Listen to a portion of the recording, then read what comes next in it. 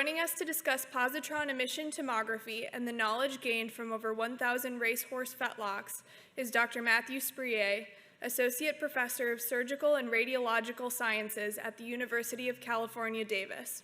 Welcome, Dr. Spriet.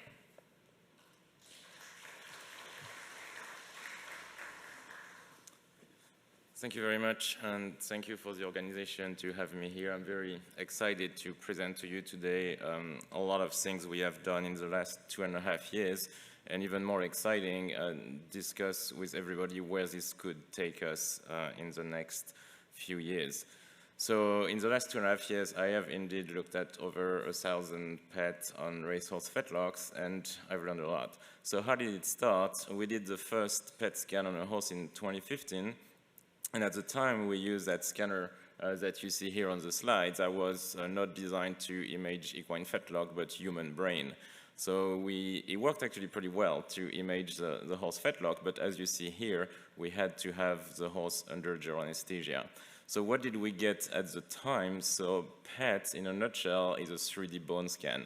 So similar as for a bone scan, we inject a radio tracer, but then the image we obtain is a three-dimensional image. As you see here on this slide, with on the left a normal fetlock with using that bone tracer homogeneous red background, and the one on the right is a racehorse with a couple issues, one in the palmar aspect of the condyle and one in the sesamoid bone that lights up at sight of increased bone remodeling. I would actually encourage you to look at the images on the upper screen that are much brighter than the first screen here. And so this is what we obtained as the initial scans. And we can look at it in a different way. I showed you the 3D rendering with that little video, but we can also focus on specific lesion looking in the different planes here. And what I want to show on this slide is a comparison with the scintigraphy. So we are able to image in different planes. We have a higher spatial resolution. So here is a good example of, this is a scintigraphy from the same horse, and we can tell that the condyles are abnormal, but from the PET we get much more information on the specific localization, and we identify something in the sesamoid bone that we had missed in the palmar condyle. So as part of this original study, we got to sacrifice one of the horses to look at exactly what it looks like on gross pathology, MicroCT, and histology. And this is a good illustration of how obvious that abnormality is on the PET scan, being this bright yellow and the red. But what we show here is that on the cross-section, there's no defect yet. And that's what's very important to understand about bone scan. We're talking about functional imaging. So we're not looking at changes in the size and shape of structure, but we're looking at changes happening at the molecular level with increased concentration of the tracer in a specific area. So what we see here is that we're looking at a bone bruise. On the MicroCT, we see increased porosity, and the histology shows neovascularization and osteoblastic activity. But what it shows here is that we can find some very early changes. So this was all very exciting, but anesthetizing horses at a racetrack is not practical. And so we brainstormed about that, and with Long Mile Veterinary Imaging, the company that had the initial scanner, we brainstormed with them to come up with something that would be more convenient to image horses. And this is the scanner that we designed. So the detectors are similar to the one in the brain scanner you saw before, but the ring is oriented horizontally and opens freely to be able to image the horse standing. So we had that scanner built at the end of 2019, thanks to some funding from the Stronach Group and Southern California Equine Foundation, and the Grayson Jockey Club funded the study to validate the scanner. And so we validated the scanner in Davis and took the scanner to Santa Anita in December 2019. So this is the first horse image at Santa Anita. And here is a short video showing how that works. So this is a scintigraphy room at Santa Anita. Bring the horse in, the horse is sedated, and the scanner opens up, and we can drive the scanner to the horse. So very easy and simple to position that around the horse fetlock. And then once you're centered here, you just close the ring at the back of the fetlock. And imaging acquisition takes 2 to 4 minutes per fetlock. So in 10 minutes, we can do 2 Fetlocks, and we've been able to do all 4 Fetlocks in under 20 minutes. So we have to inject a radio tracer half an hour prior to the scan, and because of radiation safety rules, the horse has to stay in the hospital for 3 to 5 hours after the scan. But the half-life being faster than with bone scan, we can release horses the same day, when for a bone scan, typically you have to keep them for a day after. So where do we stand today? So there are now 5 of these scanners. The first one at Santa Anita has imaged close to 500 studies, over 300 horses, as we had, as you will see, many horses that have been imaged multiple times. Then we have another scanner that we use at Golden Gate Fields. This is the most exciting one for me because this is a scanner that we have in Davis, but we take the scanner to the racetrack. So the way we do it is right here. You can see that we load the scanner in the back of a horse trailer. So this is just like a 2-horse trailer. We load the scanner in here. And so this is to show you right back here in the fog of San Francisco, where you can see Golden Gate. It's just like coming out of the racetrack. We have this fantastic view on the Golden Gate Bridge. So this is showing the PET scanner next to the Golden Gate Bridge. New Bolton Center also has a scanner since June 2020, and more recently, Rood and Riddle in March of this year, and World Equestrian Center in Ocala also have a scanner. So these are the 5 current scanners. And what is even more exciting is that in a year from now, this number will have doubled, as there are 5 other scanners that will be installed in the next year. So what have we learned? When we started at Santa Anita, the question is, what are we going to see? Are they all just going to light up in the Palmar Condyle, and that's what we're going to get? So this is a busy slide showing like 8 different horses. But what I want to show here is the diversity of things we saw. We indeed saw a lot of uptake in the Palmar Condyle in many cases, but we also have some horses that do not show any abnormal uptake. And we have some horses showing some uptake in the sesamoid bone, some uptake in P1. So quite a range of findings that we have here. So we had quite a few different studies going on to look through all of that. The initial study at Santa Anita was funded by the Grayson Jockey Club Research Foundation. And one of the goals of that study was compare with scintigraphy. Here is an example of a scintigraphy, which is an abnormal scintigraphy where we see some increased uptake in the Palmar Condyle, but then when we bring up the PET scan, indeed we confirm the increased uptake in the Palmar Condyle, but we also see some focal uptake right here, which is uptake in the sesamoid bone, and that was a big finding. We know that scintigraphy does pretty well with looking at the Palmar Condyle, but the sesamoid bones being smaller, the lesion being not as large, much more difficult to recognize on scintigraphy, much more obvious on PET. Another example, another like abnormal scintigraphy, definitely quite some increased uptake in the Fetlocks here on scintigraphy. But when you look at the PET, you have a much better definition of everything that's going on. And we can make it spin, and we can see that there's some increased uptake in the Palmar Condyle, but there's also some increased uptake in the proximal phalanx, in the subchondral bone and dorsally. So again, if you compare with what we see on the bone scan, we have much better definition of what is going on. We also did some comparison with MRI, and a couple examples here, a case of severe palmarostochondral disease, or POD, and so these are pretty well characterized on MRI, and here is a good example. We have a pretty severe POD in the lateral palmar condyle, and very good correlation here between the PET and the MRI. An example here of more mild POD, and same thing on the MRI, the changes are not as severe as in the previous case, and the PET is similar. We can see on this one symmetric biaxial mild POD. And where it is also very interesting to do the comparison is again in the sesamoid bones. On MRI here, very abnormal sesamoid bones with like decreased signal intensity on that T1 sequence, so diffusely sclerotic sesamoid bone. What's interesting on the PET is that we have some very focal uptake at the dorsal aspect of the medial sesamoid bone. And what's quite interesting is that this finding on MRI is actually fairly common. It's probably 25 or 30% of the horses that will have this kind of pattern. And also note on this case how both sesamoid look similar on MRI when the PET finds something more focal, more localized in this area, and we'll get back to that kind of lesions soon. Comparison with PET and CT. A lot of work here down out of University of Pennsylvania, as they have a standing CT.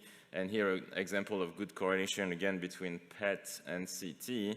We can see very abnormal uptake on PET, the axial aspect of the lateral condyle. And when we look at it on CT, we see like a fissure in that parasagittal groove. And you can see how you can combine the two here, which is kind of the best of both worlds here, with PET bringing functional information. We know there's something very active in that parasagittal groove, and the CT brings the structural information. We see that there's a crack in that condyle, and knowing that this is something active, this is definitely going to be a case at high risk for further displacement of a fracture.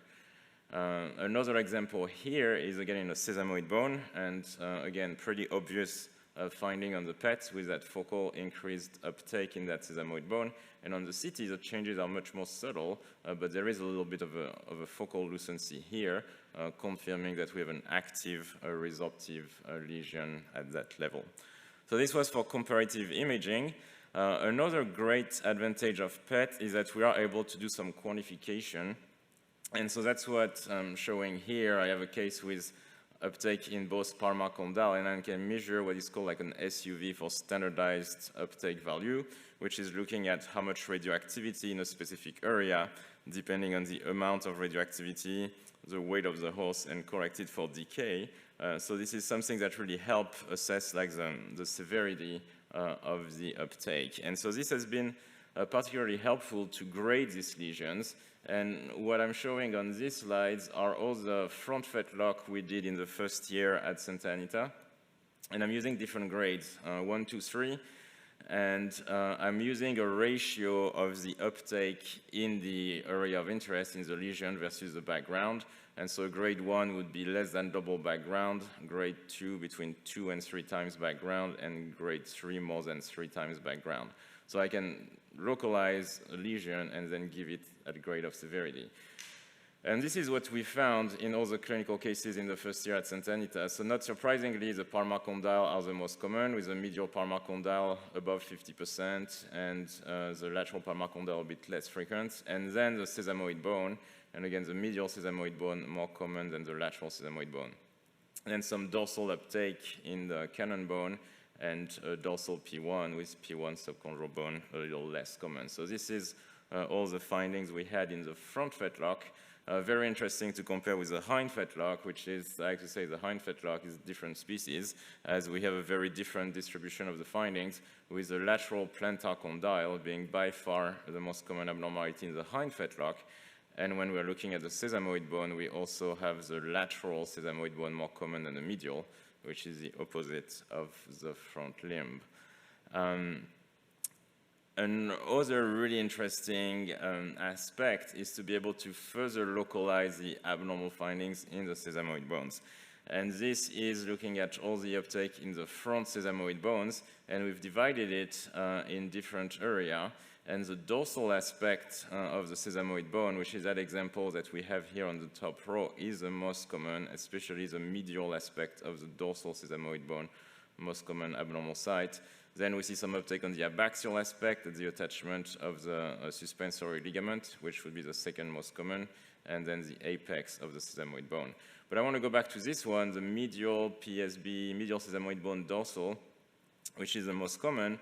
And this would be like a good example of it. So articular surface of that sesamoid bone, dorsal, abaxial, typically on that medial bone.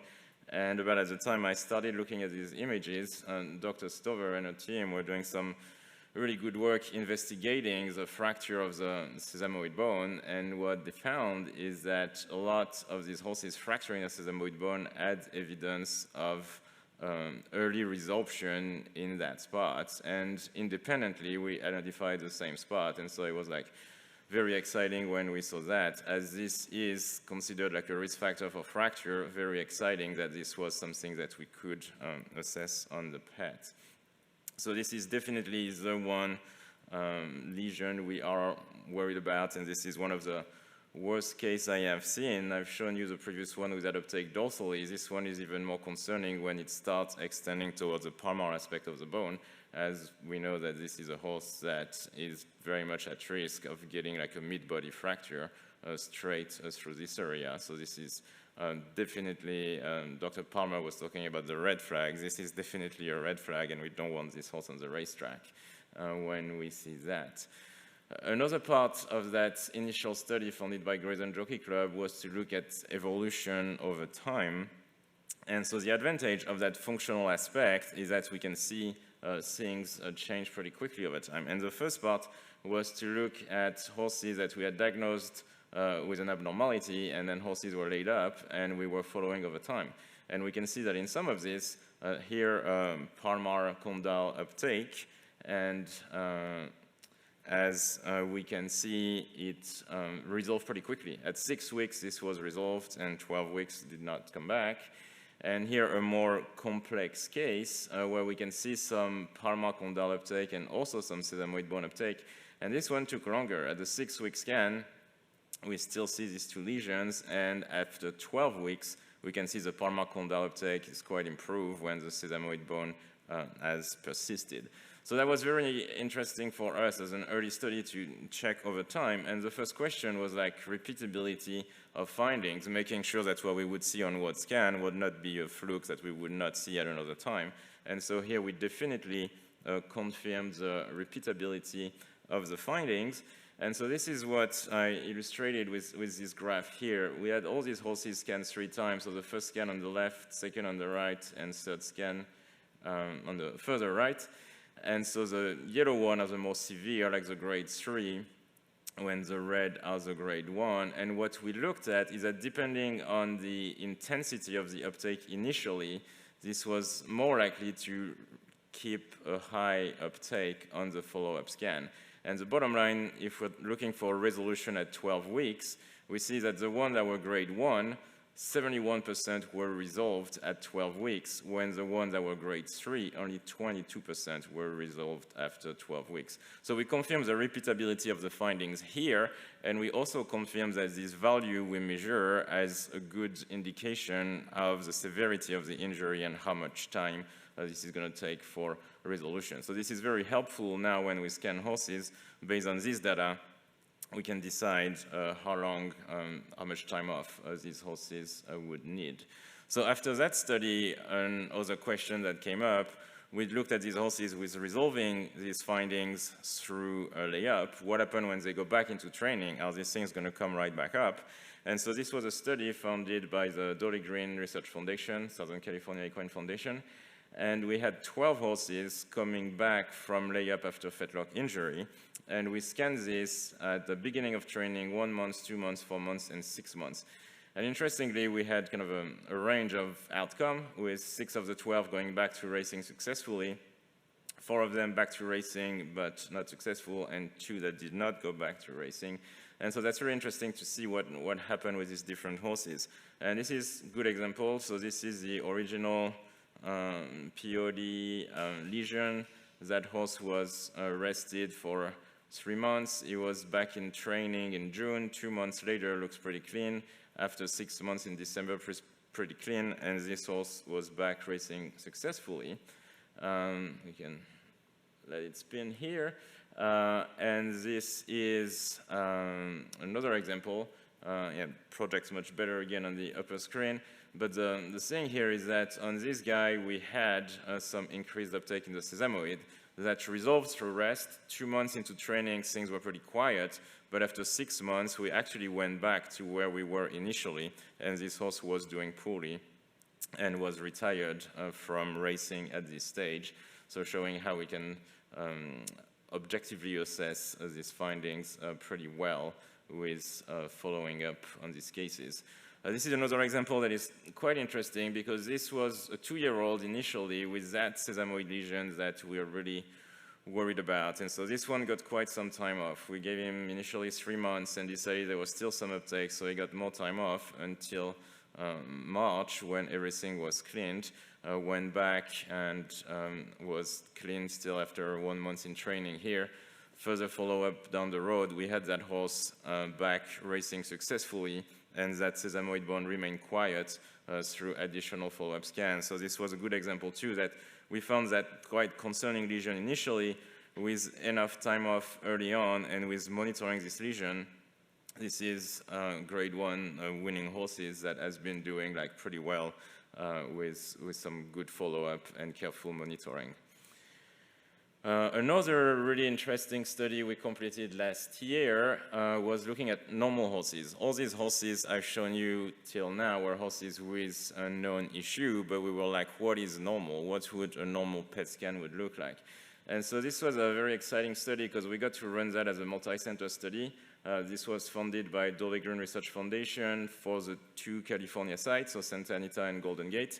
And we had an East Coast site with horses from the Fairhill Training Center being scanned at New Bolton Center.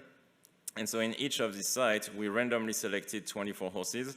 So ahead of the weekend of racing, we would select second race horse finishing in the 3rd position. We kept only horses in the top 50% of the field.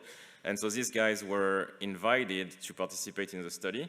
And we got pretty good participation. About 1 in 2 kind of agreed to be part of the study.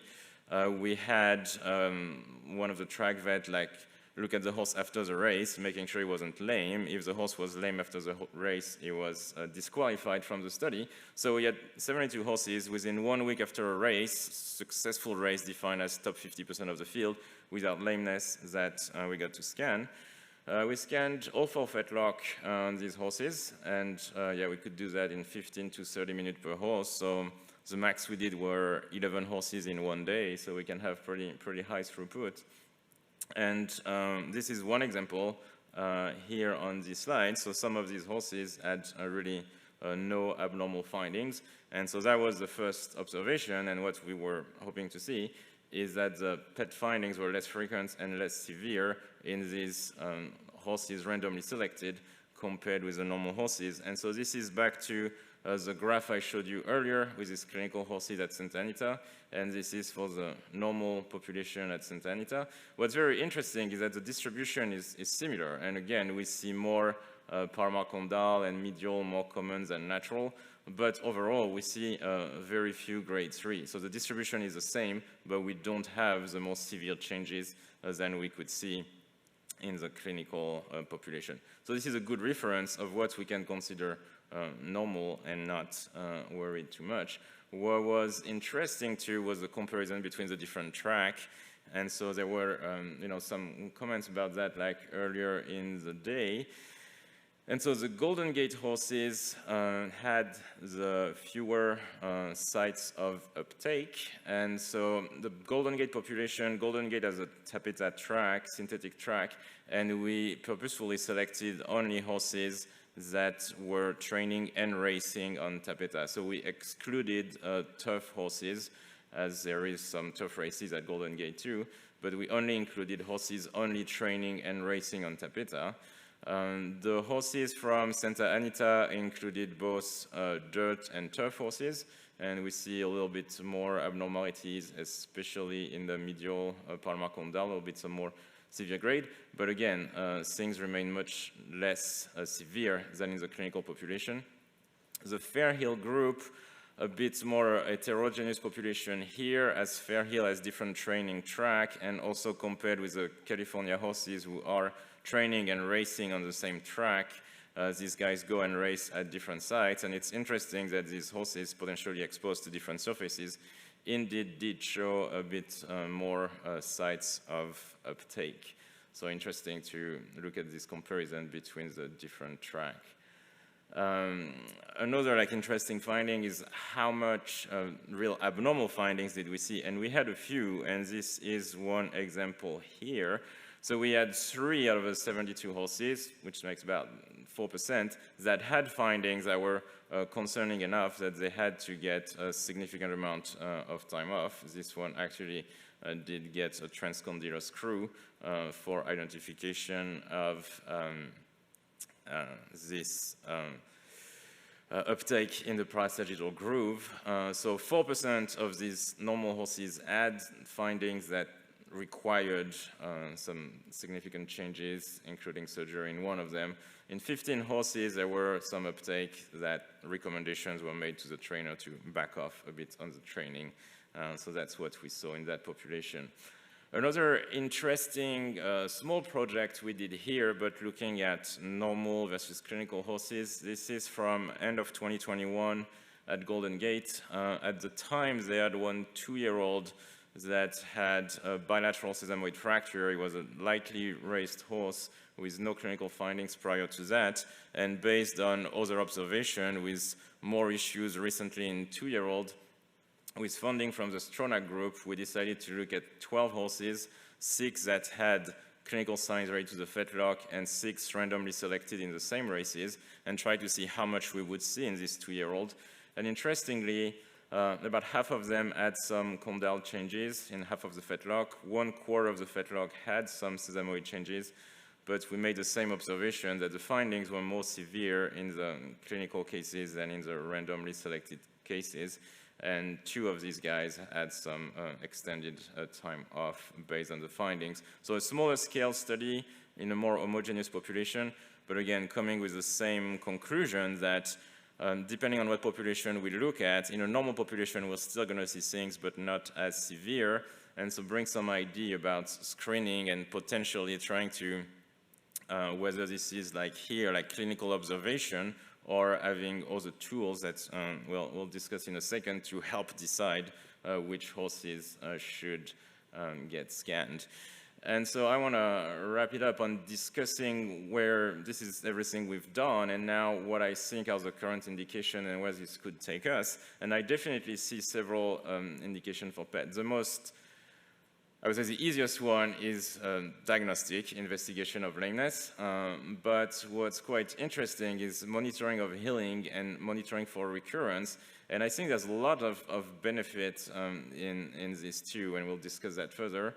I'll discuss fracture healing and obviously fracture risk assessment. So monitoring of healing has been very helpful, descending how much time off these horses need, and as shown in the study, the initial grade can help decide whether this is 2, 3, or up to 5 months off. Monitoring of recurrence.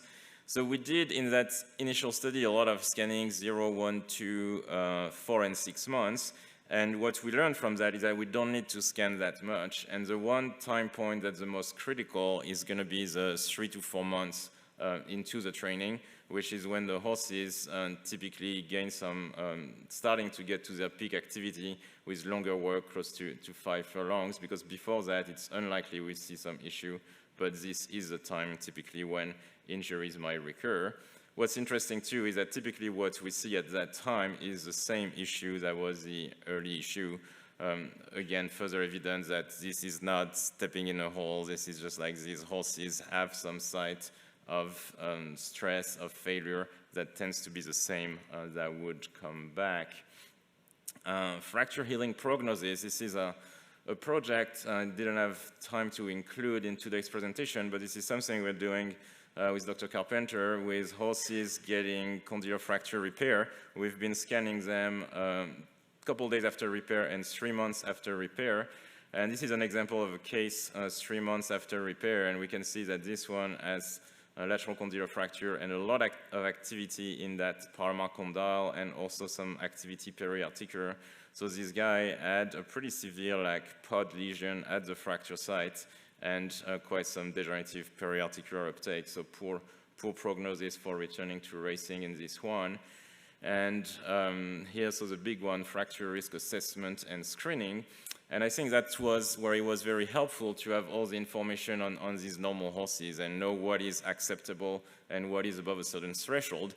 And this is where, this was a question I was asked when we first brought the scanner at Santa Anita, can you tell which one is going to break down? And at that time I was like, this is too early. And I think after having looked at 1,000 Fetlocks, I feel much more comfortable answering this question, especially because of what I've shown you. We have some very specific localization of the findings, and comparing with what we know from all the pathology observation, when we see some uptake in a site that we know is related to breakdown, this is definitely a concern, and then the severity of the uptake also helps with that. So there is some potential there to do some screening, and one example prior to a big event with the example of what's been done in the Melbourne Cup with CT or MRI. So this is one possibility, but one that I am very interested about is the more like longitudinal follow-up, and it fits pretty well with some discussion that were had earlier with like accumulating data on these horses. And I think relating that to the trainer perspective, it is also better to present the PET as a tool to monitor horses and help guide them through their training and through their career. It is good to protect the big event, as it was mentioned before. So it is good potentially to put like an additional safety before to a big event, but we don't really want to see all these tools being like, oh, something that's going to tell the trainer the horse cannot run. And so I think when we bring the concept of longitudinal follow-up and screening through the year and helping recognizing which horses are more at risk and how the training might be adapted, I think this is going to be a much better way to get the technology adopted by the trainer and get people more likely to want to participate. So based on the knowledge we currently have, there's no real reason to scan the horses too early in their training, but around 4 to 6 months in their training, when they are at peak training or around the first race, I think this is a time when we'll get a good indication of what's happening in a specific fetlock. And again, having scanned some horses up to 8 times, I think different horses are going to have different weaknesses, and there are condylar horses and there are sesamoid horses. And depending on what we see in an initial screening scan, we can decide on how often a horse needs to be rescanned. If it's a horse that doesn't show much, just some condyle uptake, nothing of major concern, can go 6 months without any issue. When we see some things that are in the sesamoid, depending on the severity, it might be, okay, this is really hot in the sesamoid, this horse needs some time off now. But we know that about 20% of the horses will have some changes in their sesamoid, and we're not going to scratch like 20% of the horses if there's nothing else than the PET scan findings. But this is, to me, a sign that this horse is a horse that needs to be monitored more closely, and potentially a horse that would benefit from being scanned every 2 to 3 months. And one final slide here that fits pretty well with some discussion from this morning. There's a lot of data there, and I've looked at a lot of these, and I've gained a lot of knowledge from that, but there is also the possibility of extracting way more information through that than I can, and there is also a lot of like data analysis that can be done. And so we're looking into developing some artificial intelligence tools to look at that. What we've done so far is using like thresholding, using this SUV value. And so this is an example of a case where we looked at thresholding at 5 levels. So below 5 is normal for bone. And so we can see in this horse that if we threshold at 5, we can measure a specific volume. And then using different threshold, 15, which is like 3 times background, quite high, we still got a little something. So this is a first step of developing some of these tools. With the next level will be teaching the computer to recognize what part of the joint it is, because obviously increased SUV in a condyle is going to be different from increased SUV in a sesamoid bone. But so these are some tools that will become available and that will help categorize what we have on this PET scan. And as a radiologist, I love looking at these, and I think it's still important to have human eyes looking at that. But if I could have help from a computer to like go through the scan and pull like some of this information, that would definitely help in terms of data analysis, data processing, and scanning more cases. So this is it. I just have a lot of acknowledgement I want to go through, because this has been a lot of work, and this has been a real teamwork. It's been fascinating working with Brain Biosciences, Long Malvet Imaging. I met them almost 8 years ago now, and they were working on the human brain, and I was like, what about we look at horses' limb? And they were like, sure. And now they definitely are quite involved with that, with having developed like a specific system. And huge thank you for all the funding that came through. Center for Equine Health at UC Davis, I was the first supporter of that, and a lot of support from the Grayson Jockey Club, the Stronach Group, Dolly Green Research Foundation, Oak Tree Research Foundation, Pennsylvania Horse Racing Association, all the technical staff that has been involved in Davis, at New Bolton Center, Southern California Equine, and all the racetrack veterinarians and trainers that have brought cases to support all of that. There's no time for questions here, but this is my email and Twitter if you want to reach out to me. Thank you very much.